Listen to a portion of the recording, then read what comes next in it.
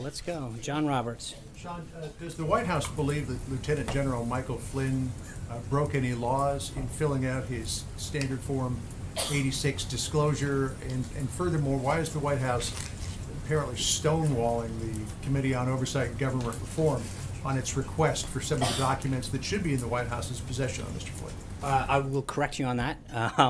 The committee sent a form letter to several agencies, including the White House, asking to find those documents. The documents in question, the Department of Defense possessed and sent over to him. The documents that occurred before he worked here would be up to him to turn over. So my understanding is the committee has the documents that they were looking for. In the letter that Mark Short, and I know that SF-86 was referred to the DIA. And it wasn't just referred to him, that's where it's held. Well, I know, but they were referred to the DIA for the SF-86, and apparently they have gained access to that document. But there are other documents that should be in the White House's possession that Mark Short in the letter to the committee said the White House can't provide because of sensitive nature. Also said that there were no documents that were available prior to the 20th. Right. But I also asked the question, does the White House believe that Lieutenant General Flynn might have broken the law when he filled out SF-86? I don't. That would be a question for him and a law enforcement agency, whether or not he filled. I don't know what he filled out and what he did or did not do. That all happened. He filled that form out prior to coming here, and so it would be up to the committee and other authorities to look at that. I don't know, but with respect to the letter, they asked for three things. The SF-86, which you properly point out was in the possession of the DIA. My understanding through reports is that they have obtained that. Then they asked for documents prior to January 20th. As you know, through the Constitution, we didn't assume the White House until January 20th at noon, so we don't have the documents prior to assuming the White House. And then the third would be they listed for every call and contact that he made, which is an extraordinary number. That's a very that's a very unwieldy request. So was it the sheer volume of it, or was well, I mean, it's to say we want the National Security Advisor, whose job it is to talk with foreign counterparts on a daily basis to document every call that he may or may not have made, is not exactly a request that's able to be filled. But every document that they asked for, my understanding is that they've gotten. John, is it your position that during the transition, the Trump transition has no custodial possession of any of these documents? Well, I would again, that Flynn filled out as part of the process to become the president's national security advisor. I mean, you seem to be suggesting there's an arm's length relationship. No, it's your transition. Right, thanks. There's two issues. He had an SF-86, which is a security clearance form that was filled out during the Obama administration. He had a investigation in 2016 that was done under the last administration. And again, those are not documents that the White House would ever possess on any employee. They would come from the requesting authority. Okay, so and so in that case, again, remember they sent out a form letter to I think 5 or 6 agencies requesting the same documents.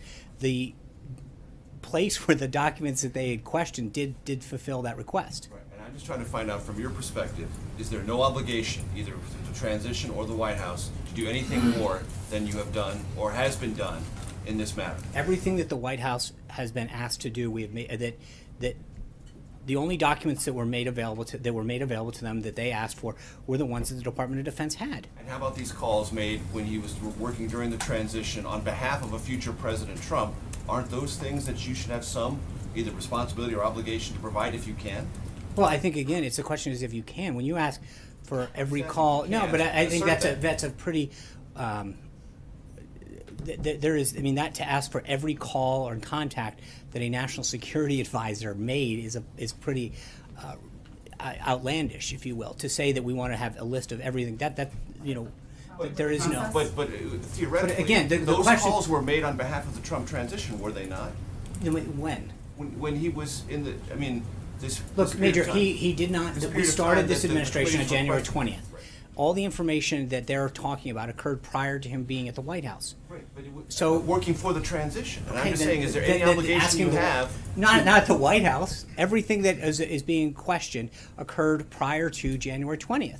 But you're acting as if the delivery of those documents. But you're acting as if you had no custodial or ethical responsibility of your own transition. That's all I'm trying to do. No, and I guess the question is that what he was not making calls as a private citizen. He was making it as a future national security advisor. I understand that, and right now to ask the White House to produce documents that were not in the possession of the White House is ridiculous. But So I got Caitlin. Does Does the White House consider Mike Flynn's payment from Russia today to be a payment from a foreign government? I don't know. That was, again, all of that occurred prior to his service. Your White House, does this White House consider a payment from Russia today to be a payment from a foreign government? I understand. What I'm saying is everything that he did was prior to coming to this White House. So Right. for us to determine someone else's thing as a If someone consultant. today, do you consider that to be a payment from a foreign government? I'm sorry, if what? If someone took money from Russia today, If they were an employee of the White House, absolutely. But I mean, again, I don't know the exact circumstances. Everything that is being discussed occurred prior to his employment at the White House, occurred as a consultant. And so whatever he did, as long as he did it in compliance with the law, as every one of us as a citizen has the right to do, that's up to an individual to do and then comply with the law. To follow up on that, why wasn't he more closely vetted during the transition period? Well, again, you fill out forms, and I feel like the White House and the Trump transition team should have known about this before they were having him come to the White House. well, again, you fill out the forms, you do an investigation, you do a background check. Every employee gets that background check done, and they have a security clearance, and they fill it out, and that's how everyone operates under the same guise. I have two questions, but I want to follow up on that. So you're saying that it's a problem with the process of vetting, the vetting process, and not No, that I'm just saying you're- that, I'm not saying it's a process of vetting. I'm saying that every single person who comes to work in here at a certain level is required to fill out the same form, an SF-86, and that background check is adjudicated. You rely on that person when they sign their name, and then investigators to pick it up. But there's always going to be in the case of people who had a prior clearance, that between the time that they filled it out and had it adjudicated, they could have engaged in something, and whether or not they updated that or not is always the onus is on the individual. Right. I do want to ask you really quickly about the wall. Yesterday, President Trump reportedly said that he's going to delay pushing the wall through. Yeah, he on did the not. Hill. And so can you just clarify Yeah. what the status of that is? Is it Yeah. happening when? Thank you. The president made it very clear. I think he tweeted about this earlier. His priorities have not changed. There will be a wall built. It's important to prevent human trafficking, gangs like MS-13 from coming into the country, the flow of illegal drugs, illegal immigration. There is a national and economic safety issue by having a wall that ensures our country's safety. And there's plenty of planning that can be done in FY17. We're going to continue. Our priorities are clear going into FY17, the remainder of budgeting for that, and we'll continue to ask for more in FY18. So it's delayed for now. No, I until didn't. it's- No. I never. No one said delayed. No. There's a No. There's two budget processes. Right now, we're going to end FY17 this week. We hope to continue to get funding in that, as the president laid out, for both border security and homeland security and national defense, as we've always maintained. And then when we come to FY18, that starts at the end of or beginning of October, the end of September, in that next budget, we'll go for the next group of money. So But you expect partial funding? this I time think around? we're going to we've made our priorities very clear as we continue to negotiate, and I think nothing has changed on the president's priorities. Can I ask one more follow-up on insurance, Sure, one more. healthcare? The president has threatened to withhold cost-sharing payments from insurance companies, so is that still the case? He hasn't. I think we've made it very clear that we want to repeal and replace Obamacare, and I think we continue to see there's a prop up right now, and that's why we need to act as soon as possible to get an insurance plan in place, a new insurance plan system in place that will protect people's insurance and not have these skyrocketing costs. But we have an artificially propped up insurance system right now because of these payments, and I think that we've got to make sure that we do everything we can as quick as we can to put a system in place that will solve that. Jonathan. Just to follow up on the two big topics, the wall and on Flynn. First, on the wall, I just want to be clear. So is the president no longer insisting that there is money for the wall in this current appropriations bill? The president's priorities are clear for FY17. There's a lot of things that we can do in the remaining months up until the end of September for planning and making sure that we get everything that we need, funding that we need for that aspect of things. And then as we go into FY18, we'll continue to ask for more. I don't think anything's changed. So the president is not insisting that he has money for actual construction of the wall? Look, in this I'm not gonna current get, bill? we're still in discussions with the House and Senate leadership, but I think the president's been very clear that he wants a wall. He wants it done as soon as we can do it. There are things that we need to do to protect our country, like human trafficking, the flow of illegal drugs and gangs, that are gonna make sure that while we've achieved a significant drop in illegal alien border crossing, down 61% since January, that this is something that's in our country's long-term national security security interest. The actual construction can wait until the fall. No, it's not a question of wait until the fall. I think there's a lot of things that have to happen. It's like any construction. you can start Well, you've got to construction. start doing some planning and things. And so we will take the first steps now, and then we will continue to seek funding through the FY18 and further budget to make sure that the actual it is completed.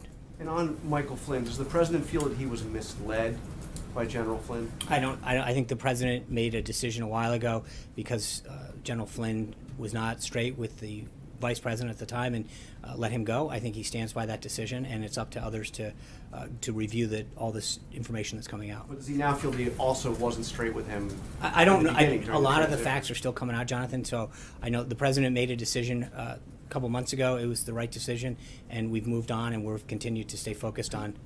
At the time he made that decision, he said that Flynn was the victim of a media witch hunt, and said he was a good man that had been a victim of this witch So hunt. let's Does he still feel I that, think or all the is that- facts are still coming out on that. Let's see where they come. I think he made a decision a few months ago. He stands by that decision. Jessica. So on North Korea, Sean, if you could just talk a little bit more about the overall efforts that the administration is making. We note the United Nations meetings yesterday. Now you've got an up-and-coming meeting with Congress. Are you, as an administration, trying to get a coalition together to build a stronger diplomatic case around actions against Pyongyang? Yeah, well, I think you saw Ambassador Haley yesterday in the discussion that the other ambassadors who visited the White House engaged in a very robust discussion with respect to North Korea, both as a group and then with the president. So obviously, the more that we can solve this diplomatically and continue to apply pressure on China and other countries to use the political and economic tools that they have to achieve a goal in stabilization in the region, but also to tamp down the threat that North Korea faces, I think that is something that we all share. How would you characterize the administration's overall strategy on the DPRK? I think it's ongoing, and I think we've seen very positive signs with respect to a nation like China. I think the relationship the president built with President Xi down in Mar-a-Lago is definitely paying off dividends. And this president's relationships that he's building with heads of government is clearly reestablishing America's place in the world and getting results for the country. Kayla. Will you articulate that strategy on Wednesday when you have the meeting of the senators? I'm sorry? Will you be able to articulate that strategy and put a finer point on it for the senators? Just to be who have clear, questions? that meeting is a Senate meeting led by Leader McConnell, just utilizing our space. So that is their meeting. So we're not there to talk strategy. They are going to be briefed by the. Can I answer the question? Major, you want to come on up? I'm just asking. I understand there are 4 brief. Hold on. Characterize it as you presenting your strategy to the U.S. There Senate? are 4 briefers that are coming up to talk about the situation in North Korea. They will be briefed by. This is a Senate-led meeting that they are getting. Those 4 briefers will share to them the current situation in North Korea. Kayla. Strategy to be articulated, though? Huh? So the senator should not expect. Well, to no, hear your obviously the strategy. Secretary of State and others are going to talk about our posture and the activities that we're undergoing, and Chairman Dunford will lay out some of the military actions and the way that they see the lay of the land. I mean, they're going to answer questions as they routinely do on a situation like this.